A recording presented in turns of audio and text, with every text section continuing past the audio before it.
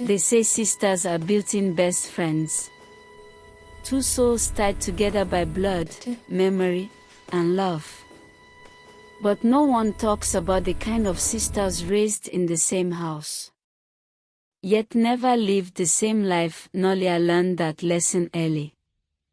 In their childhood home on the edge of Nairobi, there were two daughters but only one star.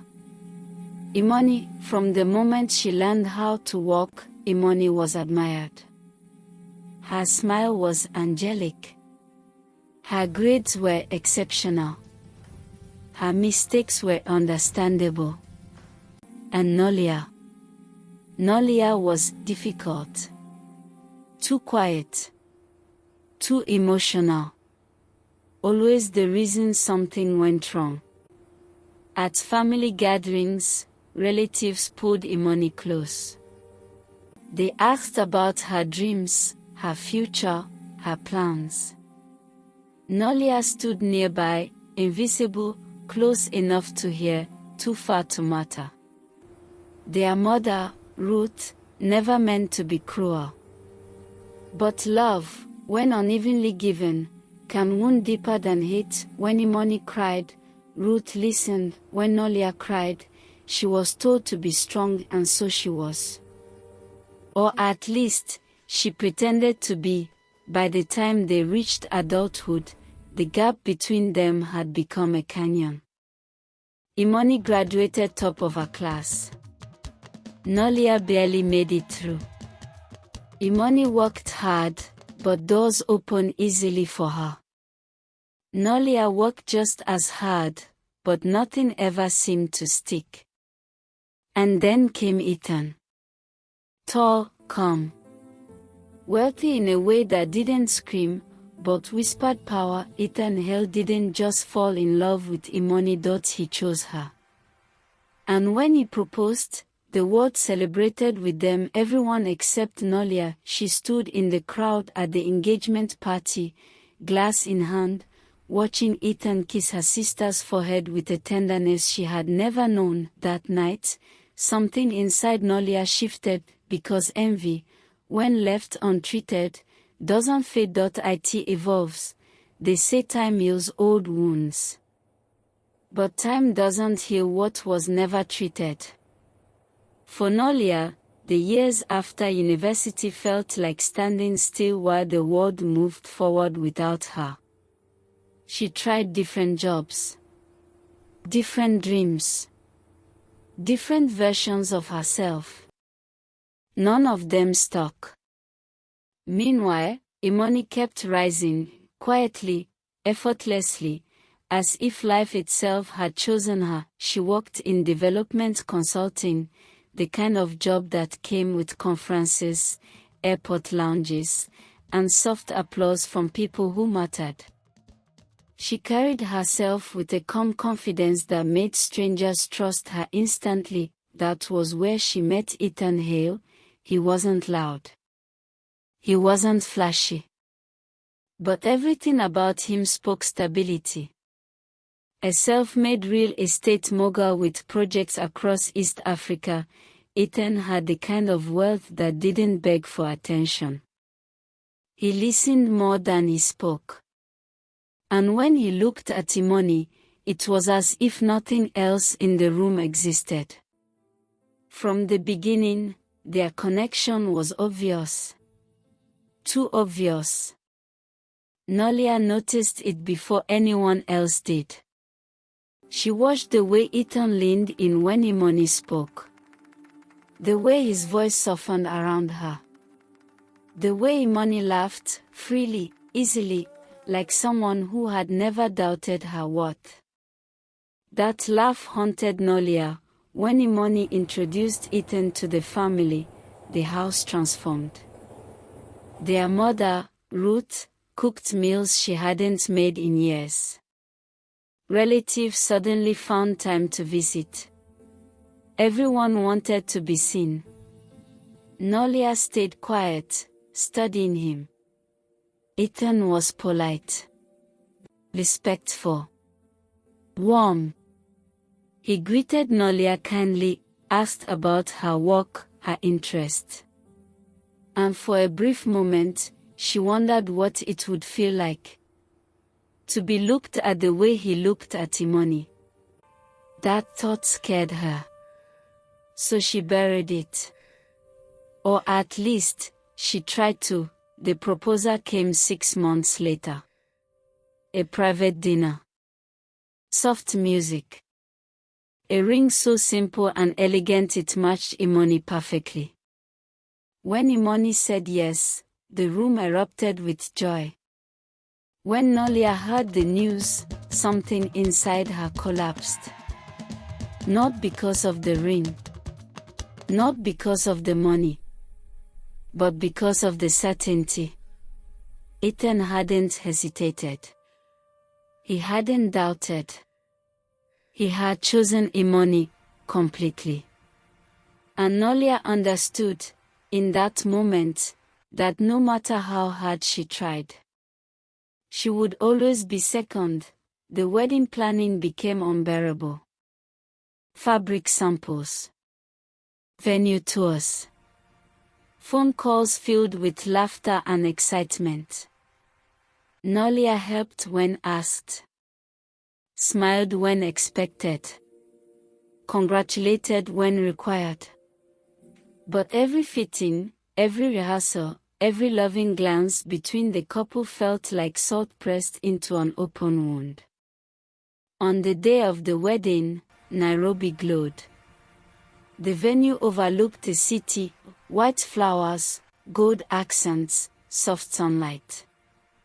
Guests whispered about how perfect everything looked. Imoni walked down the aisle radiant. Ethan's eyes filled with tears.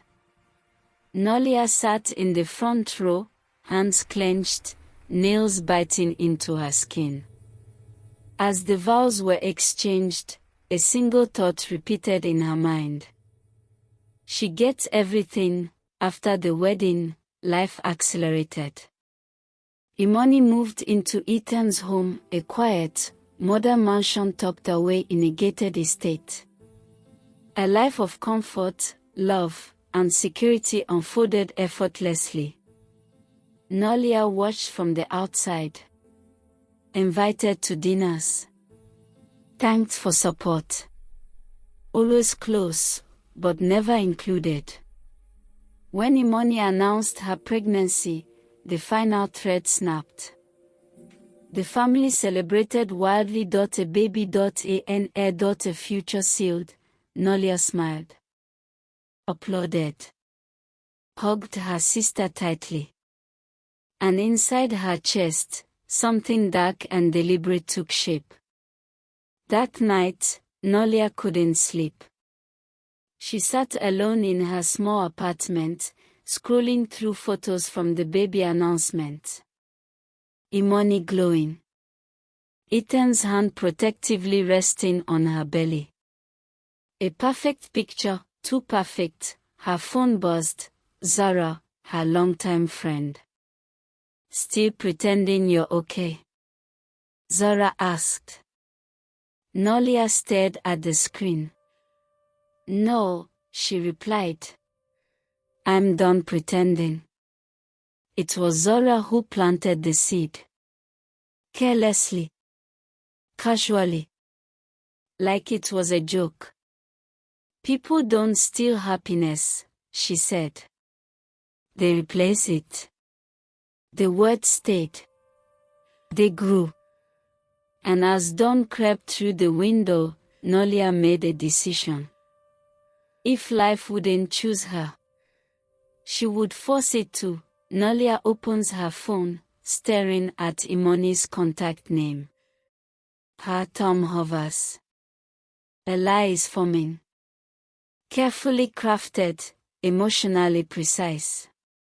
One phone call. One emergency. One mistake that will change everything. The phone rang twice before Imoni answered. Nolia, her voice was warm, familiar. Is everything okay? Nolia swallowed. For a split second, she almost hung up. But desperation doesn't hesitate. it commits. Imoni, her voice cracked perfectly, practiced in her head all night. It's Mama. She collapsed. Silence. Then panic. What? When? Where are you? Imoni asked, already standing, already afraid. Nolia closed her eyes, forcing tears she didn't need to imagine. She's at a private clinic. They won't proceed without payment. I didn't know who else to call. Imoni didn't question it. She never did. Within minutes, Ethan was looped in. Arrangements were made. Transfers approved. Money moved swiftly, because love always moves faster than logic. Nolia watched the confirmation alert appear on her phone. The amount was more than she had ever held in her life. Her hands trembled. Not with guilt. With power. By the time Imoni and Ethan arrived at the hospital, Nolia was gone. She had sent a final message. They are taking her in now. I'll update you. Then she disappeared. At the airport, Nolia sat alone with a one-way ticket to Lagos. She hadn't told Zora the full plan, only enough to justify the trip. Are you sure? Zora asked over the phone. Once you do this, there's no undo button. Nolia stared out the terminal window. Planes lifting. Lives changing. I've been invisible my whole life, she said. I'm done being unseen. She boarded without looking back. Lagos welcomed her with noise, heat, and chaos. A city that didn't ask questions, only demanded money. The clinic was discreet. Efficient. Professional in the way that made everything feel disturbingly normal. The surgeon barely looked at her face. Body goes, he asked. Nolia hesitated. Then she showed him photos. Curves. Symmetry. A body that commanded attention. I want to look unforgettable, she said. He nodded. We can do that. The surgery was brutal. Pain unlike anything she'd known. Recovery was worse. Alone in a rented apartment, wrapped in bandages, barely able to move, Nolia stared at the ceiling night after night. Her phone buzzed constantly. Missed calls. Messages. Panic. From Imoni. From Ethan. From family members asking questions she wasn't ready to answer. She ignored them all. Because answering would mean stopping. And stopping would mean facing what she'd done weeks past. Swelling reduced. Bruises faded. And slowly, a new version of Nolia emerged. Her body changed first. Then her posture. Her walk. Her confidence. Strangers stared. Men noticed. For the first time in her life, Nolia felt seen. But admiration wasn't enough. She didn't come this far just to be desired. She came to be chosen. Back in Kenya, the truth unraveled quietly. Mama Ruth was perfectly fine. Imoni stood in the kitchen one evening, phone pressed to her ear, confusion slowly hardening into suspicion. She collapsed. Imoni asked. But she was just here. Silence on the other end. Then realization. The money. The timing. Nolia's disappearance. Imoni's knees buckled. Ethan caught her before she hit the floor. By the time Nolia landed back in Nairobi, she had a story ready. Stress. Fear. Poor judgment, she cried convincingly. Apologized endlessly. Blamed panic. Trauma. Confusion. Imoni wanted to scream, but she was tired. Pregnant. Overwhelmed. And Nolia was still her sister. Against Ethan's instincts, Imani let her move in. Just until things settle, she said. Nolia hugged her tightly. Too tightly, as she stepped into the mansion, the life she had always wanted. Her heart raced. The room smelled like comfort. Like victory. Like opportunity. Ethan stood nearby, watching carefully. Their eyes met. Something flickered. Recognition. Interest. Danger. And Nolia smiled, because the lie had worked. The body was ready. The house was hers, for now. And the game had officially begun. Living together changed everything. On the surface, it looked innocent. Nolia woke up early every morning. Cooked breakfast. Helped Imani with doctor appointments. Folded baby clothes with careful hands. She played the role perfectly. The repentant sister. The grateful guest. The woman trying to rebuild trust. Imani wanted to believe her.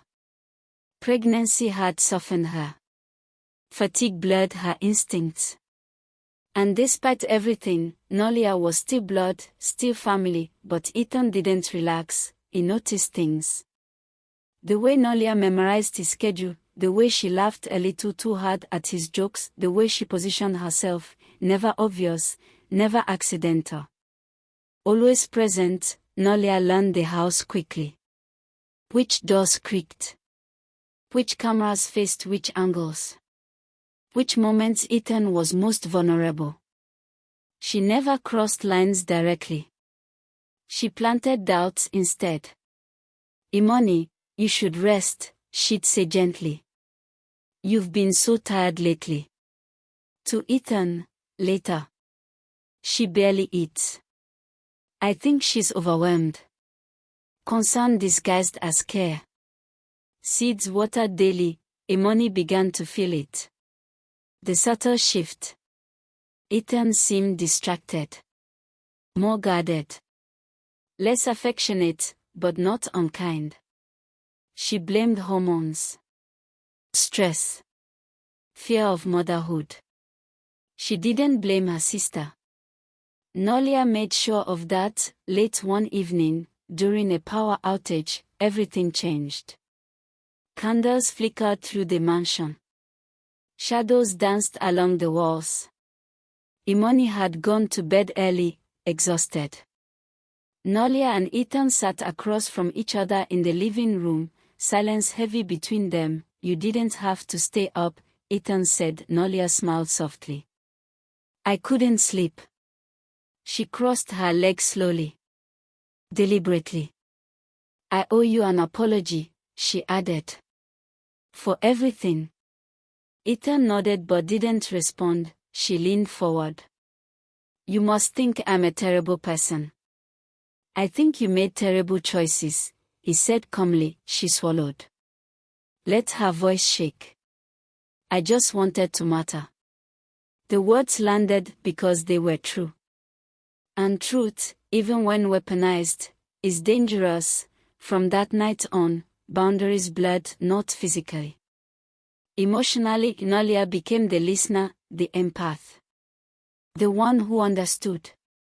When Ethan felt pressure about becoming a father, she reassured him. When he worried about Imani's health, she echoed his fears, never contradicting, never confronting, just aligning. Imani noticed the closeness. She told herself it was harmless. But the air felt different. He laughed more easily around Nolia. Spoke more openly. Shared thoughts he used to share with her. She felt herself fading inside her own home. Then came the dress. One afternoon, Nolia emerged from her room wearing a fitted dress, nothing inappropriate, nothing obvious. But it fit her new body perfectly. Ethan looked up, just for a second. That second was enough. Nolia saw it. She excused herself calmly, went back to her room, and smiled. The confrontation came days later. Imoni stood in the doorway of Nolia's room, hands trembling. "Are you trying to replace me?" she asked quietly. Nolia looked genuinely hurt. "What? No. I'd never." Tears.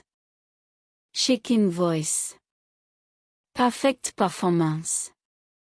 I'm just trying to help. Maybe you're just insecure right now." The words cut deep. Imoni apologized. That night, she cried herself to sleep. Nolia listened from the other side of the wall. Ethan finally confronted Nolia. "This has to stop," he said. "Whatever this is." She didn't argue. She stepped closer. Not touching. Just close enough to be felt. "I don't want your marriage," she said softly. Then she looked up at him. "I want to feel chosen, at least once in my life." Silence. Ethan stepped back. But the damage was done. Because temptation doesn't need action to exist. Only proximity. Imoni woke up the next morning alone in bed. Ethan was downstairs. With Nolia. Laughing. And for the first time, Imoni understood the truth. The danger was never outside her marriage. It was already living inside her house. The silence at breakfast was unbearable.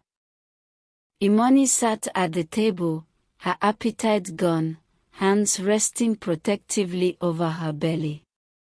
Across from her, Ethan stirred his coffee. Nolia stood at the counter, humming softly as she sliced fruit. Normal. Too normal. But something had shifted overnight, and all three of them felt it. Imoni watched them carefully now. The glances. The pauses. The way Nolia seemed comfortable. Like she belonged. Later that morning, Imoni went for her prenatal appointment alone. Ethan had a meeting. Nolia offered to come, but Imoni declined. She needed space. She needed clarity. And as she lay on the examination bed, listening to the steady heartbeat of her unborn child, something hardened inside her. This wasn't hormones. This was instinct. When she returned home, the house was quiet.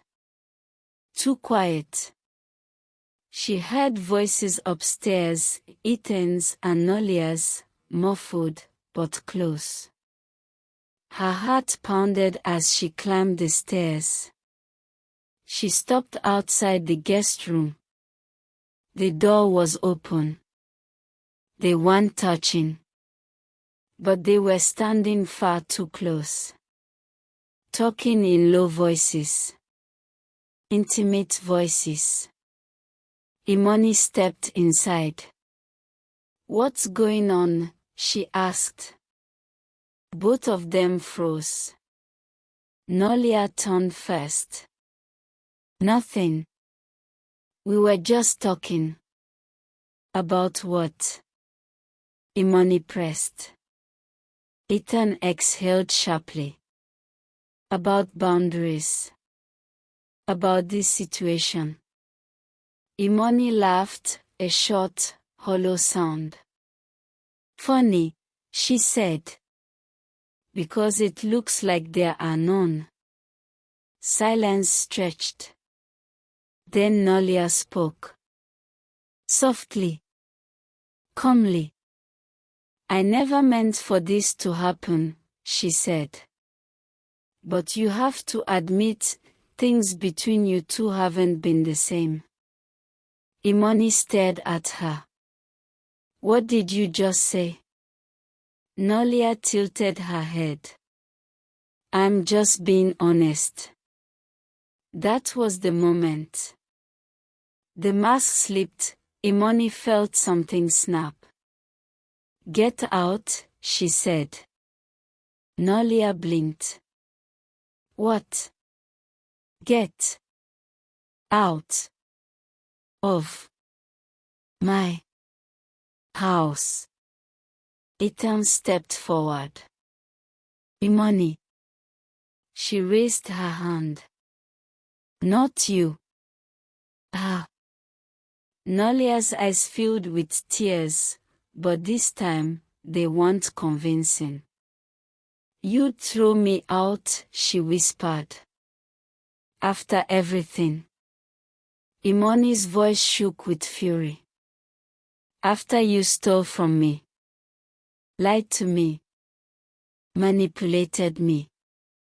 Tried to take my husband. I didn't try to take him, Nolia said quietly. I just showed him who understands him. That was the final blow. Ethan finally spoke the truth. I should have shut this down earlier, he admitted. I let it go too far. Too far. The words echoed. Imani felt dizzy. Pain rippled through her abdomen. She doubled over. Imani. Ethan rushed to her side. But she pulled away. Don't touch me. The ambulance came fast. The hospital lights were blinding.